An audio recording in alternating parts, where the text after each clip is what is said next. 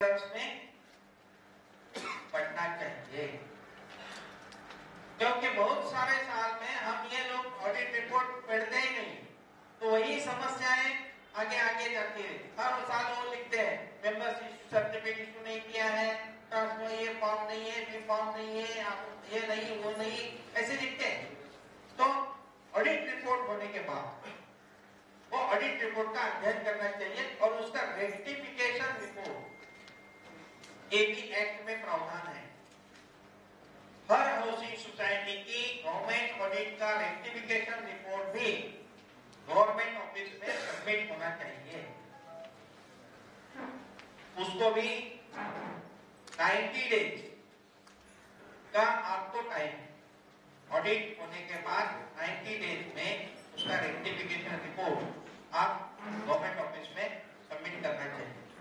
जो भी उसमें हम रेक्टिफिकेशन किए हैं वो उसका रेक्टिफिकेशन करके किस तारीख को किया है, कैसे किया है, उसका सभी का एक फॉर्मेट रहता है। ये सभी फॉर्मेट कोऑपरेटिव एक्ट में दिए हुए हैं। कोऑपरेटिव एक्ट का जो बुक है उसके पीछे सब शेड्यूल्स दिए हैं। तो ये शेड्यूल्स में हमें इंफॉर्मेशन भेजनी चाहिए, होना चाहिए। सबसे अहम मुद्दा जो बाकी का जो है रिकवरी के बारे में हमारे यहाँ पे बहुत सारे समस्या है। जो भी मेंबर्स हमारी प्रोसेसिंग फी हो या any dues of society clear करते नहीं है, उसके ऊपर हम 101 एक्ट के अंदर रजिस्ट्रार के सामने अपील कर सकते हैं। 101 कोऑपरेटिव एक्ट की कलम है, सेक्शन 101, उसके ऊपर आप अपील दाखिल कर सकते हैं। अपील का अवार्ड मिलने के बाद एक उसकी सिस्टम्स है, चाहे ट्रेनिंग में हमारे लोग आपको कहेंगे, नहीं तो आपका यहाँ पे जाने के बाद मेल आईडी वगैरह सब लिखकर दे दीजिए। हमारे पास जो भी उसका एक प्रोसीजर है कि अवार्ड मिलने के बाद रिकवरी कैसे करनी चाहिए, कानून के हिसाब से कैसे करना चाहिए, उसके ऊपर आपको कभी भी स्टे नहीं मिलेगा, पैसे नहीं मिलेगा, आपको क्या करना चाहिए, उसका एक अलग सेशन भी हो सकता है।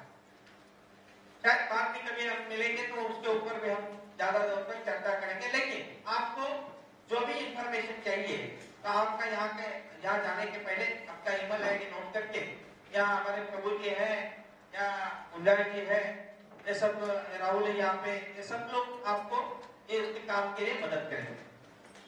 और ये जो 101 का सेक्शन है, एक 101 इसलिए है कि जो भी मेंबर्स है जिसका सोसाइटी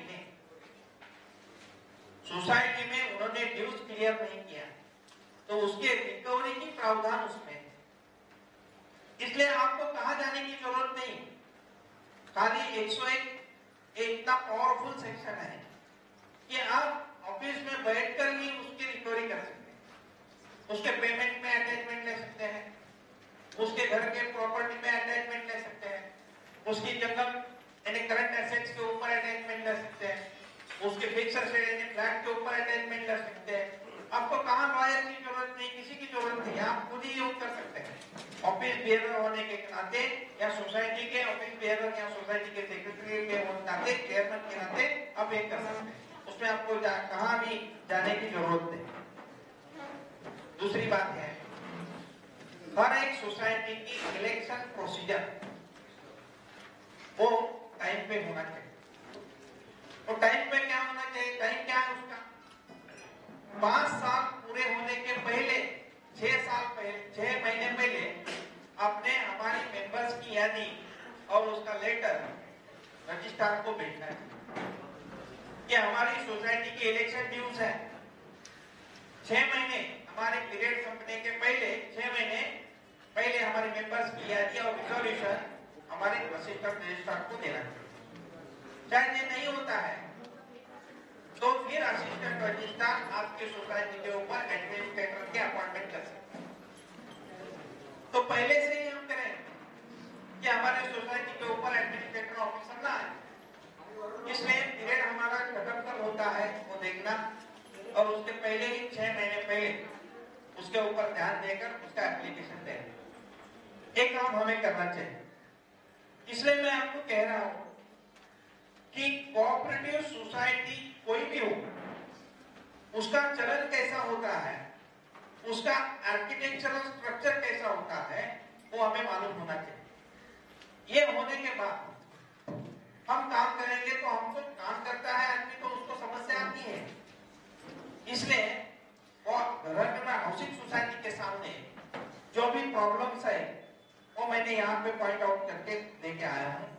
उसके ऊपर भी थोड़ा एक 5 मिनट में बाकी जो है मेरे पास उसमें से उसके ऊपर भी आपका ध्यान आकर्षित करना चाहूँगा। एक सबसे बहुत प्रॉब्लम है सोसाइटीज में और डीम कन्वींस। तो क्यों हुआ है, एक एक्ट क्यों बनाया है? तो गवर्नमेंट को ऐसा लगा कि बहुत पुरानी इमारतें हो गई है, लेकिन बिल्डर हो या टाटा मालिक हो, उन्होंने ये सोसाइटी के लोगों को ये कन्विंस नहीं करके दिया है, इसलिए वो मालिक नहीं बनते। इसलिए गवर्नमेंट ने उसके ऊपर सोच समझकर काफी अच्छा योजना बनाई और बिना बिल्डर, बिना जगह मालिक की सहमति से भी हम डीम कन्विंस कर सकते हैं। ऐसी यहां से प्रावधान है। तो हम बैठकर मेंबर्स लोग बैठकर ये सोचना चाहिए कि डीम कन्वीनियंस का हमें लाभ देना चाहिए। और बहुत सारी यहां से हमने उसमें से फैसिलिटीज ये सोसाइटी के बाजू में से दिए। जो भी गवर्नमेंट डिसीजन है, हम कभी भी बिल्डर्स या जगह मालिक की बाजू से काम नहीं करते हैं, क्योंकि हमें मेंबर्स को ध्यान में रखना चाहिए। मेंबर्स के लिए कोऑपरेटिव सेक्टर है। तो लेकिन क्या मेरे को समस्याएं हैं कि हम 10, 5, 50 लोग जो है उसमें से ही हम एक सर के काम नहीं कर सकते, उसमें भी हमारे डिफरेंस ऑफ ओपिनियंस है, इसलिए हमारे डीम कन्वीनियंस नहीं हो रही। लेकिन डीम कन्वीनियंस का मीनिंग क्या है वो हमें मेंबर्स को हमको समझाना चाहिए और ये समझने के बाद वो भी लोग राजी हो जाएंगे। बहुत सारे केसेस मैंने मंत्रालय में बैठकर उसमें से सुलझाई है। जो भी विरोध कर रहे थे लोग डीम कन्वीनियंस के लिए, उसको भी हमने समझाया है। शायद आपने ये नहीं कर सकते हैं तो सबको लिए प्रॉब्लम, आपके लिए भी प्रॉब्लम आता है। और उसका और आपका बीच में जो झगड़ा हो, इलेक्शन में खड़े होकर उसको समझाइए क्या होता है। आप बात सच लगे तो मेंबर्स आपको चुन कर देंगे, लेकिन ये तरीका नहीं है, ये सोसाइटी के काम में बाधा डाल रहे हैं। तो ऐसे समझाकर हमने बहुत सारे केसेस निकाल में दिए हैं और काम भी हो रहा है। मैं आपको सबको विनती करता हूँ, जिस सोसाइटी का डीम कन्वीनियंस नहीं हो रहा है, इस डीम कन्वीनियंस के ऊपर काम कीजिए। चाहे आपको प्रॉब्लम आएगी उसमें, तो हम एसीपी मंत्रालय में कोशिश किया है और भी कम करने जा रहा हूं मैं। ये 3 डिपार्टमेंट का मामला है। एक हमारे रेवेन्यू डिपार्टमेंट, दूसरा कोऑपरेटिव डिपार्टमेंट और हमारी यहाँ की जो स्वायत्त संस्था यानी कि महानगर पालिका, नगर पालिका हो, ये तीनों के कोऑर्डिनेशन के बिना भी कहीं डीम कन्वीनियंस नहीं हो रहे, तो उसके ऊपर भी हमने कुछ सोचा है और उसके ऊपर भी एक पॉलिसी बना रहे हैं। पुणे में मैंने बहुत सारे काम ऐसे किए हैं, उसको कोऑर्डिनेशन बनाकर डीम कन्वीनियंस की जो भी प्रपोजल्स है उसमें से हमने वो सॉर्ट आउट किया। दूसरा एक प्रॉब्लम है, हमारी जो ओल्ड बिल्डिंग हो गई है उसका रिस्ट्रक्चरिंग का भी प्रॉब्लम है।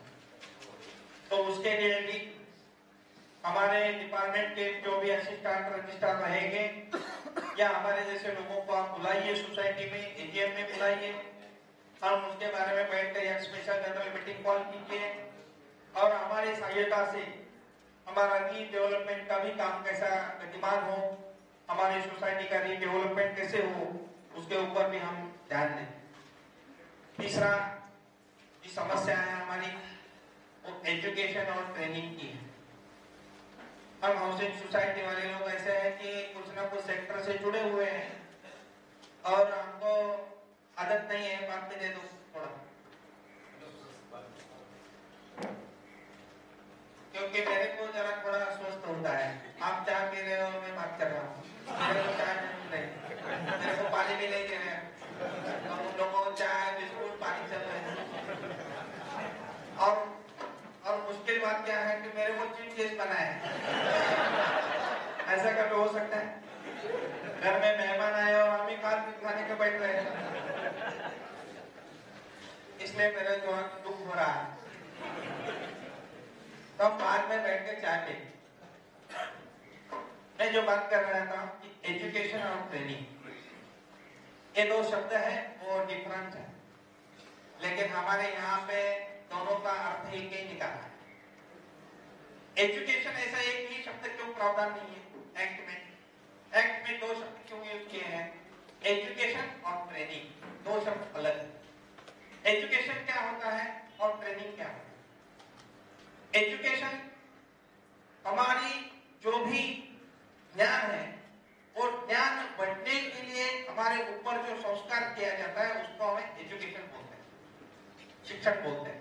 हमें ज्ञान ही नहीं रहता है, वो पैदा होने के लिए जो संस्कार होता है उसके लिए हमारे यहाँ पे शिक्षण एक शब्द की प्रावधान है। और प्रशिक्षण क्या है? हम जो काम करते हैं उसमें एक्सपर्टाइज निर्माण होने के लिए जो संस्कार किया जाता है उसको हम प्रशिक्षण बोलते हैं। एजुकेशन क्या होना चाहिए? कोऑपरेटिव मूवमेंट क्या है, सोसाइटी के ऑब्जेक्ट्स क्या है, सोसाइटी कैसे चलाना चाहिए, ये एजुकेशन में होता है। और ट्रेनिंग में क्या होता है? जो भी समस्या आ रही है वो कैसे होने चाहिए, ऑडिट कब करना चाहिए, किसने करना चाहिए, रेक्टिफिकेशन रिपोर्ट कब करना चाहिए, प्रोसीडिंग्स कैसे लिखनी चाहिए, डीइंटेलिजेंस का अर्थ क्या होता है, रीडेवलपमेंट का अर्थ क्या होता है, मोफा क्या समझता है, अपार्टमेंट क्या होता है, उसमें से जो भी प्रावधान है वो समझने के लिए हम इकट्ठा बैठे हैं और उसके ऊपर चिंतन कर रहे हैं, अध्ययन कर रहे हैं, तो उसको हम प्रशिक्षण बोलते हैं। आप जो लोग यहाँ पे बैठे हैं वो प्रशिक्षण के लिए हैं, लेकिन ये व्यवस्था मित्रों सभी मेंबर्स के लिए होना चाहिए, ये जरूरी है। खाली सोसाइटी से 5-10 लोग प्रशिक्षित हो उसके कोई लाभ नहीं होने वाला है, वो बीच में आपको काम करने में तकलीफ ही पैदा करेंगे। इसलिए 97 अमेंडमेंट में एक कंपल्सरी हो गया है कि हर एक प्रकार की सोसाइटी हो। 55 types of cooperative societies in Maharashtra, like as sugar industries to tax, मिलकर 55 types of societies वर्किंग कर रही है महाराष्ट्र में। ये सभी सोसाइटीज के लिए, उसके मेंबर्स के लिए, उसके डायरेक्टर्स के लिए, उसके कर्मचारियों के लिए प्रशिक्षण अनिवार्य हो गया है, कंपल्सरी हो गया। क्यों हो रहा है? कि हमारी जो मूवमेंट है वो मूवमेंट के जो काम है वो ही पता नहीं है लोगों को, तो ये मूवमेंट सक्सेस नहीं हो रही है। अभी कोऑपरेटिव में जो फेल्योर्स बढ़ रही है, कोऑपरेटिव सोसाइटीज फेल्योर हो रही है, उसमें से अहम मुद्दा है कि हमारे मेंबर्स के लिए, ऑफिस बेयरर्स के लिए, स्टाफ के लिए एजुकेशन और ट्रेनिंग की व्यवस्था है। इसलिए आपको एक कंपल्सरी किया है। मैं आप सबको धन्यवाद देता हूं कि आज संडे होने के कारण भी इतनी संख्या में आप लोग आए हैं, तो आपको धन्यवाद देना चाहिए, क्योंकि आप देख कर रही है कि करना चाहिए, इसलिए आपको सोचते हैं। तो लेकिन ये इतना सीमित नहीं होना चाहिए, हर सोसाइटी में ये होना चाहिए। तो आगे जाकर हम लोग 5-10 सोसाइटी का मिलकर एक एजीएम बनाए, इकट्ठा बनाए, सभी मेंबर्स को बुलाए और वहां भी ट्रेनिंग हो सकती है। जरूरत नहीं कहीं ऐसे और भी बुक करें या अपनी सोसाइटी की जो भी एरिया रहेगा उसमें से भी ट्रेनिंग दे सकते हैं। हमारे सब लोग ऐसे काम से जुड़े हुए हैं, हमेशा आपके लिए आएंगे, यहाँ ट्रेनिंग बनाएंगे, लेकिन ये मेंबर के लिए क्लियर होना चाहिए कि बहुत ही जरूरी है एजुकेशन और ट्रेनिंग की व्यवस्था, लेकिन उसके ऊपर ध्यान देना जरूरी है। चौथा मुद्दा है जिसके पहले मैंने बात किया है कि हमारी सोसाइटी की जो रिकवरी की प्रॉब्लम्स है उसके ऊपर भी हम लोग अध्ययन करना जरूरी है, उसके ऊपर भी हम अभ्यास करें कि मैंने अभी जो एक्ट में सेक्शंस आपको बताया 101, 156 उसके ऊपर हम ध्यान दें और ये सेक्शंस पढ़े और उससे हमारे रिकवरी के काम कैसा अच्छा कर सकते हैं। देखिए, मैं आपको विनती करता हूँ, अब कभी भी कोऑपरेटिव कोर्ट में न जाए, कोऑपरेटिव कोर्ट में मत जाइए।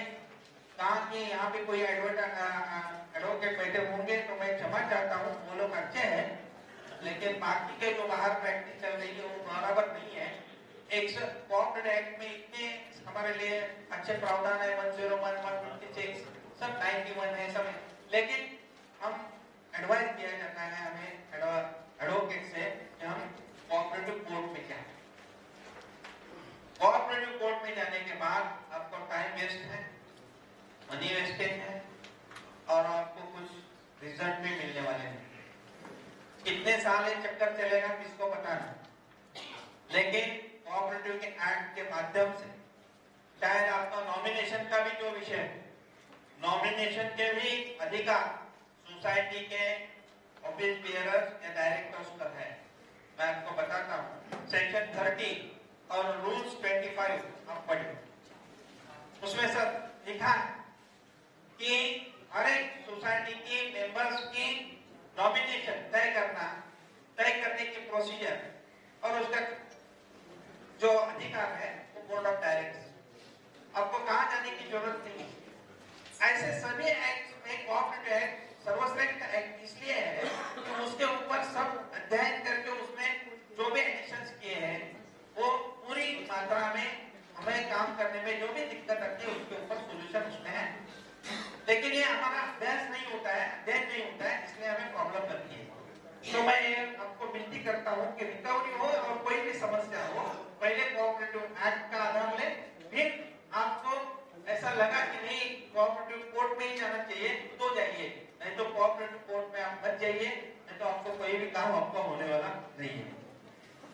आगे जाकर मैं आपको कहना चाहता हूँ, गवर्नमेंट अभी सभी सहकारी संस्थाओं को पीछे पड़ रही है, क्योंकि मैंने आपको बताया 94,000 सोसाइटी होने के नाते हमारे पास खाली 33,000 का ही रिकॉर्ड आ रहा है। तो हम अभी ऑनलाइन पे जा रहे हैं, आपको अभी ऑनलाइन सबमिशन करना ही पड़ेगा। जिसका ऑनलाइन सबमिशन नहीं होगा वो सोसाइटी की रजिस्टर्ड है ऐसा हम कहेंगे और बाद में उसके ऊपर प्रोसीजर चालू हो जाएगी। ये बड़ी मात्रा में आपके लिए बहुत खतरा पैदा हो सकता है। तो हमारे जो भी यहाँ प्रभु जी है या सब लोग हैं गुलजार वगैरह, उनके साथ बैठकर ये ऑनलाइन प्रोसीजर क्या है, हम कैसे कर सकते हैं, ये हम आपको लोग बताएंगे और इस माध्यम से करना चाहिए।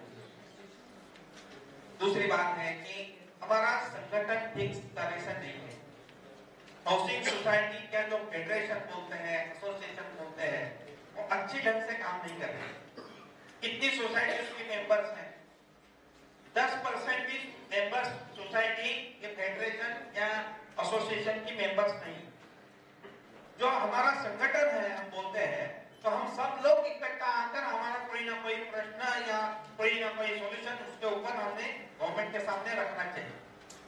हर एक अलग अलग उसके ऊपर काम करेगा तो वो ताकत नहीं दिखती है। और डेमोक्रेसी में कितने आपके पीछे लोग हैं उसके लिए ज्यादा वैल्यू है। उद्यान का कितना है समझ में नहीं आता है। यहाँ डेमोक्रेसी पीछे लोग कितने हैं उसके ऊपर चर्चा होती है, उसके ऊपर निर्णय होता है। तो हमारे जो फेडरेशन है वो भी हम अच्छी तरह से कैसे चलाएं और उसके अधिक मात्रा में मेंबर्स कैसे होने, उसके ऊपर भी हम लोग ध्यान दें। आगे का और दो मुद्दे हैं, उसमें से हमने एक एक्ट में प्रावधान दिया था लेकिन वो नहीं आया है। पिछले गवर्नमेंट में मैंने एक सुझाव दिया था, नहीं आया, लेकिन इस गवर्नमेंट अभी उसके ऊपर सोच रही है कि हर एक सोसाइटी में एक टर्नआउट ऐसी एक समिति होनी चाहिए और यह सोसाइटी का प्रॉब्लम वहीं पे सॉल्व होना चाहिए। पहले कहाँ भी कंप्लेंट करना चाहता है मेंबर्स या सोसाइटी, तो ये समिति के सामने आना चाहिए, उसके ऊपर डिस्कशन होने चाहिए और उसके ऊपर नई निर्णय आपको पसंद आया तो फिर डेप्यूटी रजिस्ट्रार, फिर मंत्रालय, ऐसी व्यवस्था होनी चाहिए।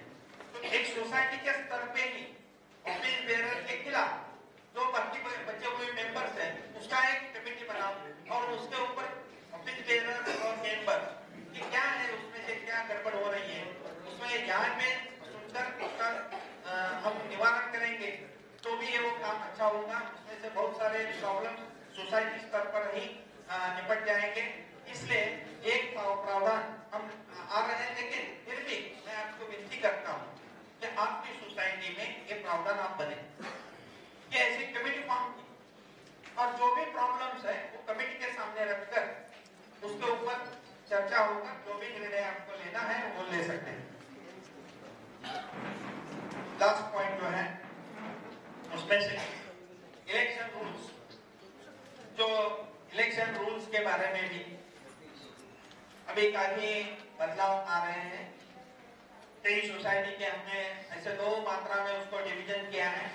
जिस सोसाइटी के मेंबर्स की संख्या 100 से ज्यादा है उन्हें हमें सी क्लास में डाल दिया है, और 100 के नीचे जो है उसको डी क्लास में डाल दिया। और हमारा ऐसा प्रावधान है कि डी क्लास की सोसाइटी की इलेक्शन हो, वो इलेक्शन प्रोसीजर न हो, खाली एक हमारी स्पेशल जनरल मीटिंग या जनरल मीटिंग में इलेक्शन कंडक्ट हो।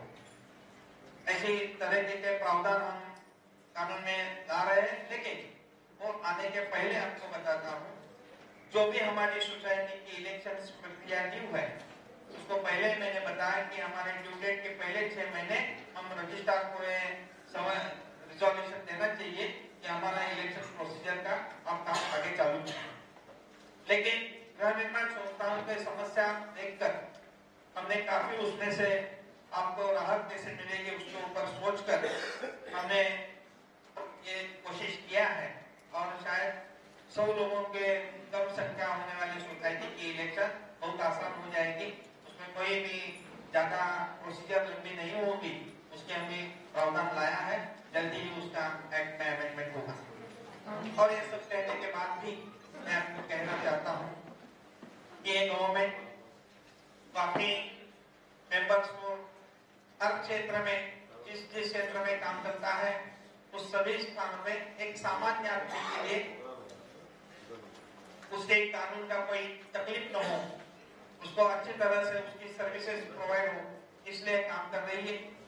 तो कोऑपरेटिव एक्ट में भी हम प्रावधान ले रहे हैं कि गृह निर्माण संस्थान के लिए अलग चैप्टर हम बना रहे हैं, क्योंकि अभी सभी मैंने आपको बताया कि 55 types of cooperative societies are working, और उसके लिए एक ही एक्ट है। तो एक्ट में हम हाउसिंग सोसाइटी के लिए नया चैप्टर डाल रहे हैं और उसका भी काम चालू है। शायद हमें कमेटी भी उसकी फॉर्म के, उसमें प्रभु भी उसके सदस्य हैं कि जो भी उसका आपके हिसाब से बैठकर जो भी आप लोगों से समस्या उनके पास आती है वो वहाँ पे हमारे सामने रखते हैं, और जल्दी ही 1 साल के अंदर कोऑपरेटिव एक्ट में हाउसिंग के लिए हम नया चैप्टर इंट्रोड्यूस कर रहे हैं। इसलिए मैं आपको कहता हूँ कि जो भी हमारी शासन स्तर के ऊपर जो कोई प्रॉब्लम्स है वो सुलझाने के लिए हम आपकी सहायता में रहेंगे, और भी सोसाइटी के माध्यम से भी जो भी आपकी प्रॉब्लम्स है तो हमारी पूरी टीम काम में लगी हुई है, और आपका उनका रिलेशन बढ़ता जाए। शायद आपको कोई भी उसमें से प्रॉब्लम हो तो मेरा भी कॉन्टैक्ट नंबर है, तो आप देंगे, मैं भी दे सकता हूँ। मेरा मेल आईडी है, वेबसाइट है, उसके ऊपर भी आप कोई भी कंप्लेंट्स हो, कोई भी आपके सुझाव हो वो डाल सकते हैं। मैं जरूर कोशिश करता हूँ कि हर एक क्वेश्चन के लिए, हर एक क्वेरी के लिए मैं रिप्लाई देने की मेरी कोशिश रहती है, मेरी कार्यालय से होती है। आपका जो भी लेटर मेरे पास आएगा, जो भी समस्या आएगी उसको हम जरूर सुलझाएंगे। आज के एक कार्यक्रम में मैं बहुत अभी जिला परिषद या पंचायत समिति की इलेक्शन होने के नाते बहुत ही प्रचार सभा में जुड़ा हूँ, लेकिन यहाँ के हमारे जो नया कार्यकर्ता है उन्होंने बहुत काफी मेरे को रिक्वेस्ट किया, और उन्होंने कहा कि आप 1 घंटा 2 घंटे के लिए तो आइए रहिए, इसलिए मैं आज यहाँ पे आया हूँ। यहाँ आने के बाद मेरे को बहुत खुशी और आनंद हुआ कि संडे होने के नाते भी आप सब लोग इतना मात्रा में इकट्ठा आए हैं और एक सहकारी संस्थाओं के अच्छा करने के लिए चिंतन कर रहे हैं। तो मैं अभी सभी को धन्यवाद देता हूँ, और यहाँ मेरे को बुलाकर मेरा जो सम्मान आपने किया है इसलिए आयोजकों को भी मन से, अंतःकरण से मैं धन्यवाद देता हूँ। और मैं तो वैसे ज्यादा मराठी में बात अच्छा करता हूँ, लेकिन आपने यहाँ भी हिंदी आने के बाद मेरे को कहा कि आप हिंदी या इंग्लिश बोलना चाहिए। शायद हिंदी बात करने का मेरे ख्याल से बाहर, महाराष्ट्र के बाहर हिंदी बात करता हूँ, जब गुजरात मेरे बाहर देश में जाता हूँ राज्य में, लेकिन महाराष्ट्र में भी पहली इमारत कुछ आज अपने सामने प्रयोग किया है, तो जो आपको शब्द कुछ गलत लगे होंगे तो उसके भावना मेरी समझिए, और उसके ऊपर आपने कोई ऊपर टीका टिप्पणी करना है, मेरा स्वभाव नहीं है। इस साथ बात करके मैं वाणी को विराम देता हूँ और कुछ शुभकामनाएं देता हूँ। धन्यवाद।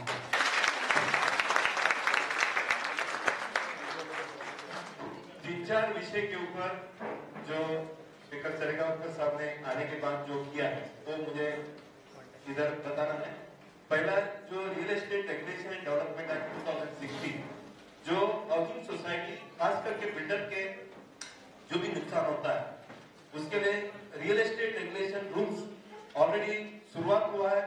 सर का उसमें बहुत सारा योगदान है और इसका आने वाला 2-3 महीने के अंदर, मतलब 1 मई 2017 के बाद ये रेगुलेटरी अथॉरिटी चालू होने वाली, तो उनको जोरदार तालियों से आप अभिनंदन करें। दूसरा, मुझे इतना खुशी हो रही है कि गया 25 साल से वे अलग अलग फेडरेशन से और हमारा एसोसिएशन ने भी हमें अलग हाउसिंग चैप्टर चाहिए। 55 टाइप्स ऑफ सोसाइटी, आप हाउसिंग सोसाइटी को शुगर फैक्ट्री के साथ, क्रेडिट सोसाइटी के साथ, लेबर सोसाइटी के साथ, एग्रीकल्चर सोसाइटी के साथ जोड़कर जो वार्ड चाहिए वो ये अलग अलग इलेक्शन ये हमें नहीं चाहिए। तो उन्होंने ऐसा एक प्रक्रिया शुरू किया है। कल ही मतलब 10 तारीख को, 2 दिन ही हुआ है, 10 तारीख को एक गवर्नमेंट का जीआर निकला है जहां कोऑपरेटिव सोसाइटी के लिए, कोऑपरेटिव हाउसिंग सोसाइटी के लिए अलग चैप्टर होगा। उसके लिए भी वो अभिनंदन का 10 आदमी का कमेटी बना है जिसमें मुझे भी शामिल किया, उसके लिए मैं आपका बहुत बहुत शुक्रिया करता हूँ, धन्यवाद। तीसरा महत्वपूर्ण जो उन्होंने बात किया, जो हाउसिंग सोसाइटी में खास करके रिड्रेसल कमिटी, जो सोसाइटी के अंदर ही एक 3 मेंबर का कमेटी चाहिए, उसके बारे में भी उन्होंने प्रावधान किया था। और सर 14 तारीख को मतलब ट्यूसडे कमिश्नर साहब ने उसके ऊपर एक मीटिंग बुलाया है, जो नया बाइलॉज में इसके बारे में चर्चा किया और उसके अंदर वो डालने का भी प्रयास ऑलरेडी हुआ है। 14 तारीख को मीटिंग बुलाया है। सर ये भी प्रयास जो आप कर रहे हैं उसके लिए भी आप अभिनंदन पात्र हैं, और इसी तरह का बहुत सारा जो प्रगति है मुझे लगता है होगा। और इधर का सर 3-4 मुद्दे आप आने के पहले जो बात हुई है वो आपके सामने, सबके सामने मैं रखना चाहूंगा। पहला जो मुद्दा है कि सिडको का जो जमीन है वो बहुत सालों से हाउसिंग फेडरेशन जो है, वाशी फेडरेशन का सेक्रेटरी है, नई मुंबई हाउसिंग फेडरेशन का सेक्रेटरी साहब इधर है, सोम कुमार जी।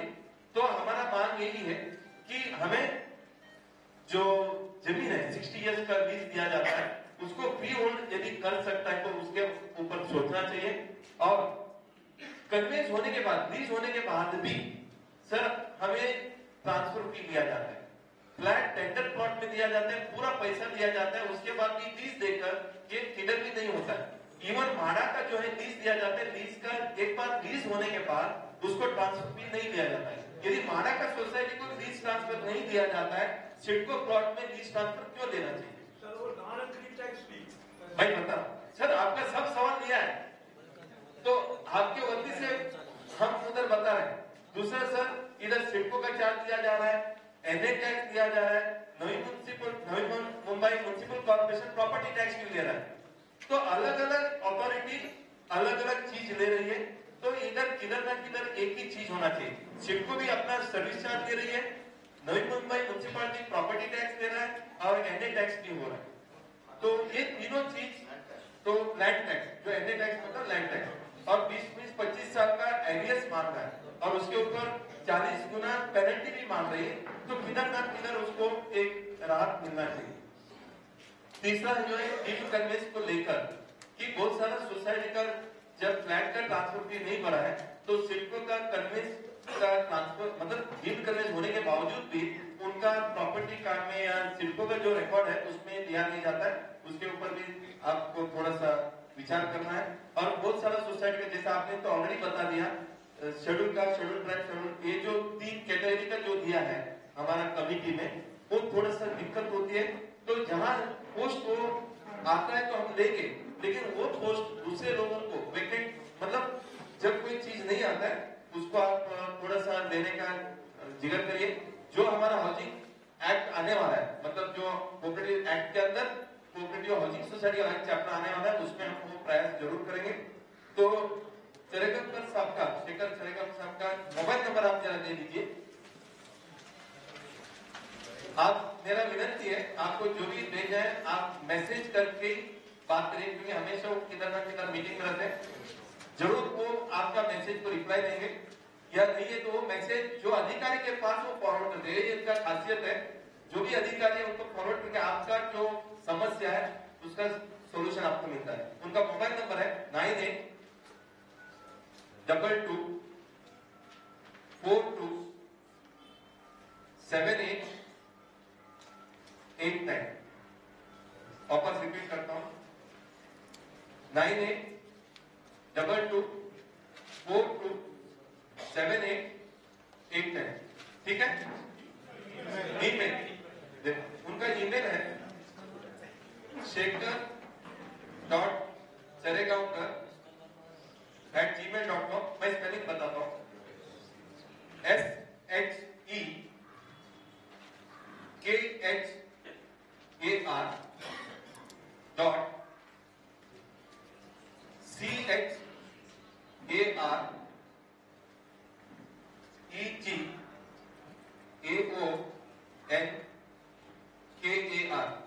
वापस रिपीट करता हूं, Shekhar, that is SHEKHAR. CHAREGAONKAR@gmail.com। So thank you very much sir। हम बहुत उम्मीद करते हैं और बहुत सारा सवाल हमारे पास आएगा जो आपके पास हम जरूर करेंगे। दूसरा एक रिक्वेस्ट है, ऑनलाइन सिडको सोसाइटी लगभग 7000 कोऑपरेटिव सोसाइटी नवी मुंबई में है। तो अभी तक ऑनलाइन का जो सुविधा है मुंबई का जितने भी सोसाइटी उनके लिए हुआ है, एसआरए, माडा और सिडको, ये 3 प्रकार का जो सोसाइटी है उनके लिए अभी तक ऑनलाइन का सुविधा हुआ नहीं है। वो आप यदि अधिकारी के साथ बता के यदि वो कर सकते हैं तो एक अच्छा होगा। दूसरा, ऑनलाइन में टेक्निकल थोड़ा सा इश्यूज